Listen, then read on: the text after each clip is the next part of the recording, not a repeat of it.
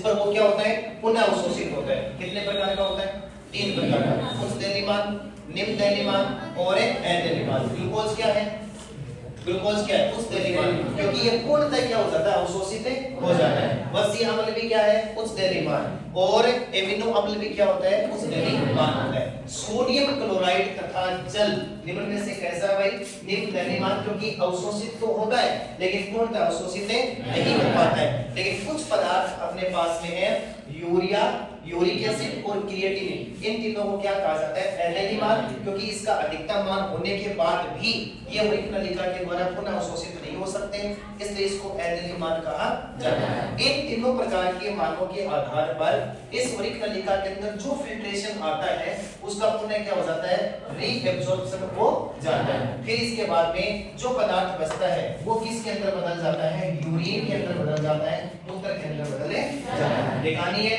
अब अपने पास में टॉपिक रहेगा हेलने के रूप में पुनः अवशोषण। तो हेडिंग डालो, हेलने के रूप में पुनः अवशोषण, हेलने के रूप में पुनः अवशोषण, हेलने के रूप में पुनः अवशोषण, हेलने के रूप में पुनः अवशोषण।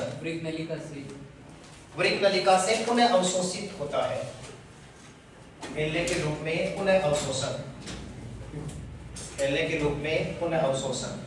तो इसमें लिखना है हेलने के रूप की अवरोही भुजा, अवरोही भुजा, हेलने के रूप की अवरोही भुजा,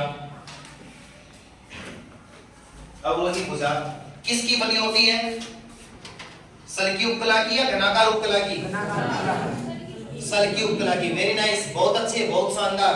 किसकी बनी होती है, सल्की उपकला की बनी होती है, सल्की उपकला की बनी होती है, बनी होती है,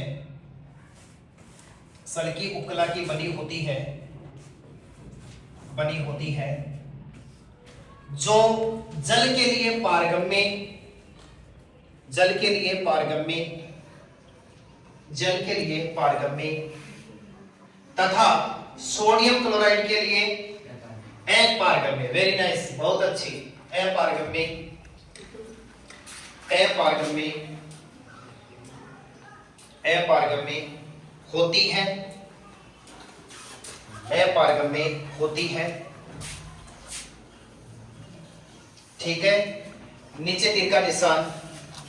आरोही भुजा, आरोही भुजा किस उपकला की बनी होती है, घनाकार उपकला की बनी होती है, आरोही भुजा घनाकार उपकला की बनी होती है, बनी होती है, बनी होती है, जो जल के लिए तो क्या हो जाएगी, अपारगम्य, जल के लिए अपारगम्य